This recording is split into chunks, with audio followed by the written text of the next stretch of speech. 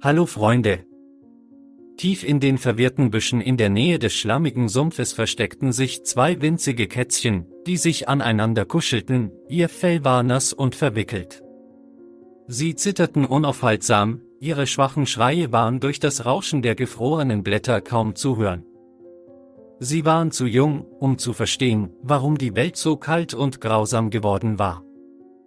In der Nähe des Weges ging schnell eine Frau namens Mai entlang, ihr Atem war in der frostigen Luft spürbar.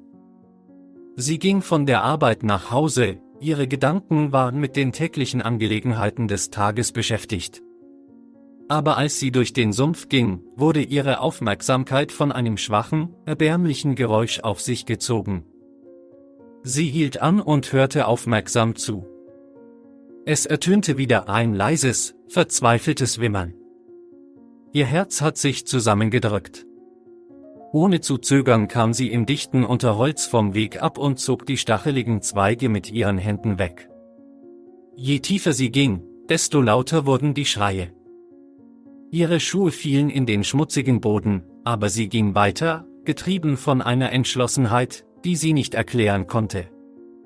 Schließlich bemerkte sie zwei winzige Klumpen Wolle, die zitterten und sich auf der Suche nach Wärme aneinander klammern. Ihre vor Angst ausgestreckten Augen trafen auf ihre Augen, und an diesem Punkt erkannte Mai, dass sie nicht verlassen konnte. Vorsichtig kniete sie sich nieder, ihre Hände zitterten nicht vor Kälte, sondern vor der Dringlichkeit der Situation. Die Kätzchen waren zu schwach, um zu widerstehen, als sie vorsichtig aufnahm und an ihre Brust drückte. Ihre winzigen Körper waren wie Eis, und sie fühlte einen schnellen Herzschlag mit ihren Handflächen. »Es ist in Ordnung«, flüsterte sie, obwohl sie sich nicht sicher war, ob sie oder sich selbst tröstete. »Jetzt bist du in Sicherheit.« Der Weg zurück in ihre Wohnung schien ihr eine Ewigkeit zu sein. Mai beschützte die Kätzchen mit ihrem Pelzmantel vor dem Wind, ihre Gedanken zitterten vor Sorge. Werden sie überleben?